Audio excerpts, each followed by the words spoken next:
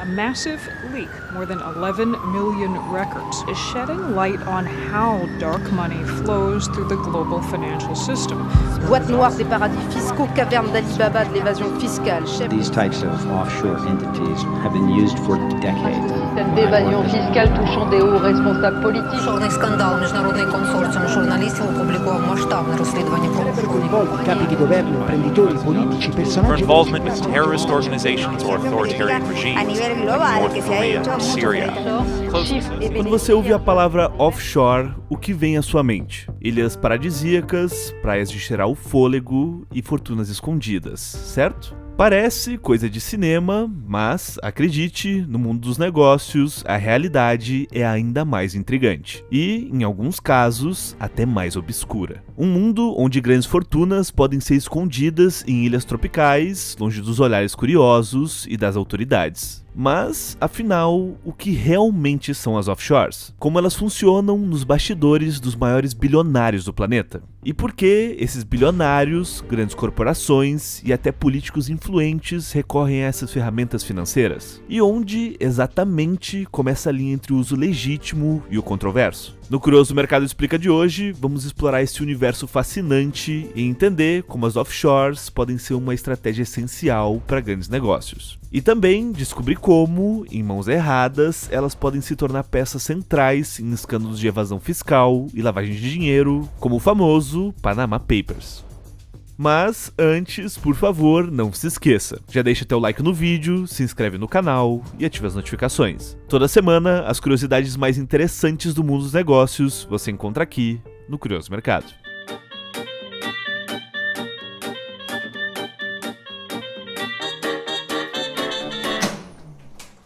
As offshores, como o próprio nome sugere, são entidades jurídicas registradas em um país diferente daquele onde a pessoa ou empresa realmente reside ou opera. Mas por que alguém abriria uma empresa em um lugar onde não vive ou trabalha? Bom, as razões são diversas, mas, em geral, giram em torno das vantagens oferecidas por esses locais, comumente chamados de paraísos fiscais. Esses paraísos fiscais não são apenas atraentes por possuírem praias paradisíacas. Na verdade, o que realmente chama a atenção de empresas e investidores são suas leis flexíveis, baixos impostos e, claro, o anonimato. Porém, há um fator crucial oferecido por esses locais que é muito pouco comentado: a ausência de controle cambial. Vamos lá. Em muitos países, movimentar grandes quantias de dinheiro internacionalmente requer aprovação governamental ou passa por uma série de regulações e taxas. No entanto, nos paraísos fiscais, as offshores têm liberdade para transferir valores entre diferentes jurisdições sem a interferência de controles rígidos. Isso significa que as offshores podem movimentar grandes somas de dinheiro com rapidez e discrição,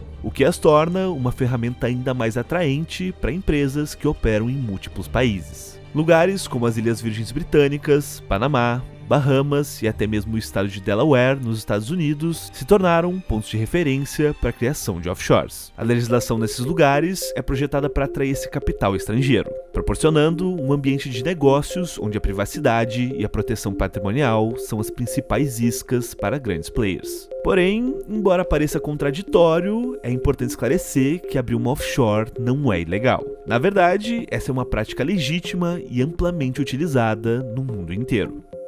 Some American corporations have been accused of not paying their fair share of taxes. President Obama says the U.S. tax code is full of loopholes that allow businesses to pay little or no taxes on profits they make overseas. That's why we're closing one of our biggest tax loopholes. It's a loophole that lets subsidiaries of some of our largest companies tell the IRS that they're paying taxes abroad, tell foreign governments that they're paying taxes elsewhere, and avoid paying taxes anywhere. The president wants greater transparency in bank accounts held by Americans in tax havens such as the Cayman Islands and the Bahamas.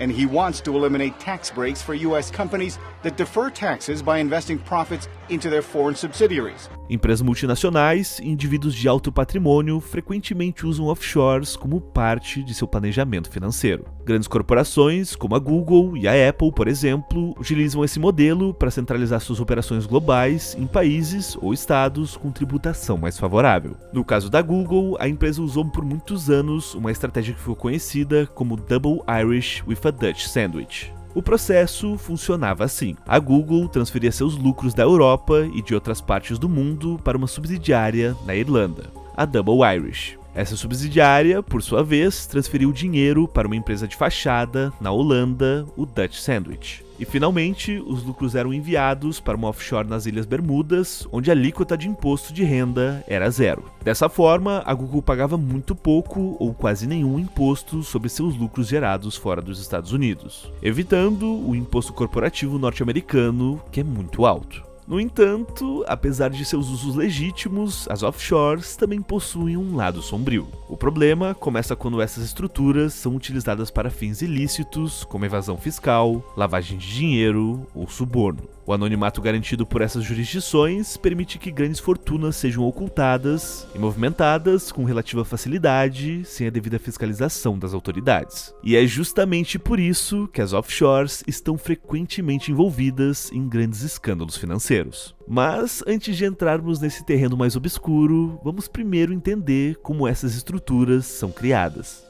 O processo de criação de uma offshore é surpreendentemente simples. Geralmente, o empresário ou a pessoa não lida diretamente com o processo. Em vez disso, a maioria opta por contratar intermediários especializados, como advogados, bancos ou gestores de ativos, que cuidam de todos os detalhes técnicos. Esses intermediários, por sua vez, procuram um provedor de serviços offshore, um escritório especializado em criar a empresa e fornecer toda a estrutura jurídica necessária para seus clientes. Muitas vezes, nesses paraísos fiscais, os escritórios de advocacia oferecem, entre aspas, empresas de prateleira, ou seja, entidades já registradas e inativas que podem ser compradas e utilizadas imediatamente. Essas empresas já estão legalmente constituídas, o que acelera o processo e permite que clientes comecem a operar quase instantaneamente, sem a burocracia de criar uma empresa do zero. A grande vantagem dessas empresas de prateleira é a rapidez. Como a estrutura já existe, basta realizar a transferência de propriedade, o que torna o processo de ativação ágil e eficiente. Para garantir o anonimato, os provedores de serviços offshore nomeiam diretores de fachada,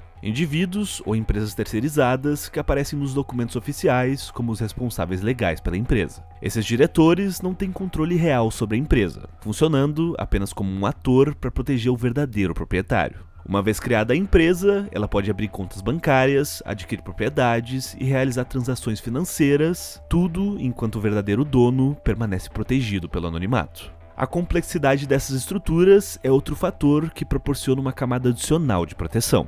Essas empresas podem operar com diretores nomeados em diferentes jurisdições e possuir subsidiárias em diferentes países, o que cria um labirinto difícil de decifrar para quem tenta rastrear os verdadeiros donos. Por exemplo, um empresário pode abrir uma offshore nas Ilhas Virgens Britânicas, nomear diretores de fachada no Panamá e abrir uma conta bancária em Zurique. Cada parte do processo ocorre em uma jurisdição diferente, o que complica ainda mais quando se vai buscar pelo verdadeiro dono dos ativos. Além disso, essas estruturas podem se tornar ainda mais complexas com o uso do que é chamado de estruturas multiníveis. Muito simples. Nesse caso, uma offshore é proprietária de outra offshore que, por sua vez, pode ser dono de uma terceira empresa e assim por diante. E é claro que cada uma dessas entidades está registrada em diferentes jurisdições e países, criando uma complexa rede de empresas interligadas. Outra prática comum e que eleva mais um nível na régua de sigilo é o uso do trust. O trust é uma empresa jurídica, assim como as offshores, em que uma pessoa transfere seus ativos para um terceiro, conhecido como trustee, que fica responsável por administrar esses bens em benefício de outra pessoa ou grupo, os chamados beneficiários. Em outras palavras, o trust cria uma separação entre o dono original dos ativos e os beneficiários, permitindo que os bens sejam administrados por um terceiro, enquanto o real proprietário permanece oculto. Em muitos casos, essas estruturas controlam as offshores, o que complica ainda mais o rastreamento da origem dos recursos, já que os verdadeiros beneficiários não aparecem em nenhum documento oficial. Todos esses mecanismos, diretores nomeados, estruturas multiníveis e trusts, criam camadas de sigilo que tornam as offshores atrativas tanto para fins legítimos como para proteção patrimonial. Porém, não podemos ignorar os usos questionáveis, como a evasão fiscal ou a lavagem de dinheiro. Mas, como expliquei anteriormente, é justamente nesse ponto que entra o lado sombrio das offshores. E é sobre isso que vamos tratar agora. Embora existam todos esses usos legítimos que já falamos, as offshores também são usadas para fins criminosos. Isso pode envolver políticos corruptos que desviam dinheiro público, empresas que pagam subornos ou indivíduos que buscam evitar impostos. A falta de transparência associada a essas empresas cria um ambiente propício para a famosa lavagem de dinheiro. Inclusive, já explicamos em detalhes como funciona o processo de lavagem de dinheiro em outro vídeo aqui no canal. Vamos deixar o link no final do vídeo para você assistir mais tarde. Mas a lógica por trás é muito simples. Ao registrar uma empresa em um paraíso fiscal, transferir recursos para contas bancárias anônimas e realizar uma série de transações cruzadas entre diversas jurisdições, as autoridades encontram enorme dificuldade em rastrear o verdadeiro fluxo de dinheiro. O escândalo do Panama Papers, que estourou em 2016, revelou ao mundo essa realidade sombria. Foram vazados mais de 11,5 milhões de documentos confidenciais do escritório de advocacia Mossack Fonseca, no Panamá, expondo um vasto sistema global de evasão fiscal e ocultação de ativos por meio de offshores. E voltamos a falar do Panama Papers. Dezenas de brasileiros também estão nos documentos. São empreiteiras como a Odebrecht e políticos, como o presidente da Câmara dos Deputados, Eduardo Cunha. Tudo começou um ano antes, quando o jornalista Bastian Obermeier recebeu uma mensagem de uma fonte anônima. A mensagem inicial era simples, mas intrigante. Abre aspas. Estou disposto a compartilhar alguns dados. O interesse público em sua divulgação é inquestionável. Fecha aspas. O volume de informações era tão extenso que Obermeier precisou recorrer ao Consórcio Internacional de Jornalistas Investigativos, que coordenou mais de 400 jornalistas de 80 países para analisar os dados. Os documentos incluíam e-mails, contratos, registros de clientes, extratos bancários e memorandos. Logo, ficou claro que se tratava de algo muito maior do que qualquer um poderia imaginar. Só para você ter uma ideia, nos mais de 2,6 terabytes de informações, o maior vazamento da história até então, estavam presentes nomes como o do presidente russo Vladimir Putin, cuja fortuna estava ligada a contas offshore de seus amigos próximos. Muito amigos, diga-se de passagem. Além de Putin, o escândalo atingiu o então primeiro-ministro da Islândia, que utilizava uma offshore da Mossack Fonseca para ocultar milhões de dólares em ativos familiares. A repercussão foi devastadora. Uma onda de protestos públicos levou à renúncia do então primeiro-ministro. Outra figura de destaque afetada pelo vazamento foi a estrela do futebol, Lionel Messi. Messi foi acusado de usar offshores para esconder parte de seus ganhos com contratos e evitar o pagamento de imposto na Espanha, que também é conhecida por seus altos impostos. Embora Messi e sua família tenham negado qualquer irregularidade, ele foi condenado em 2016, resultando em uma multa significativa. E é claro que, como você viu, o Brasil não ficou de fora dessa. Por aqui, a construtora Odebrecht também estava implicada. Ela utilizou offshores para pagar propinas a políticos em diversos países da América Latina, algo que foi extremamente explorado nas condenações da conhecida Lava Jato. Um dos nomes mais comentados da época foi o do ex-presidente da Câmara dos Deputados, Eduardo Cunha. De acordo com os documentos vazados, Cunha possuía várias contas em paraísos fiscais que não foram declaradas às autoridades brasileiras, configurando evasão fiscal. Esse escândalo foi um fator direto para sua cassação e prisão. Você provavelmente se lembra. E não foram apenas políticos e empresários. Celebridades também foram mencionadas nos documentos. Jackie Chan, o famoso ator de Hollywood, e até o cineasta Stanley Kubrick apareceram entre os nomes associados a offshores. A verdade é que a lista de envolvidos é imensa e inclui pessoas de todas as partes do mundo. O Panama Papers e outros vazamentos subsequentes levantaram questões sobre a precisão das fortunas publicadas em listas como a da Forbes e outros portais financeiros. Muitas dessas listas são baseadas em ativos visíveis, como ações em empresas, imóveis e bens declarados. Mas o buraco é muito mais embaixo. Na verdade, muitos bilionários e indivíduos de alto patrimônio conseguem ocultar grandes porções de suas fortunas por meio dessas estruturas, movendo ativos para empresas offshore. Mas, sejamos honestos, nem sempre essas práticas têm a intenção de enganar o sistema. Para muitos, trata-se apenas de uma forma de proteger seus ativos. Afinal, ninguém quer perder o que tanto trabalhou para conquistar. No fim das contas, é tudo uma questão de perspectiva ou de geografia, dependendo de onde sua empresa está registrada.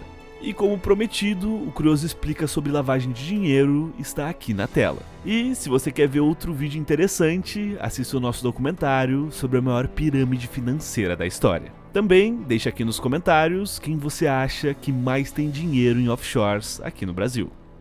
Curioso Mercado, conteúdo para quem tem conteúdo.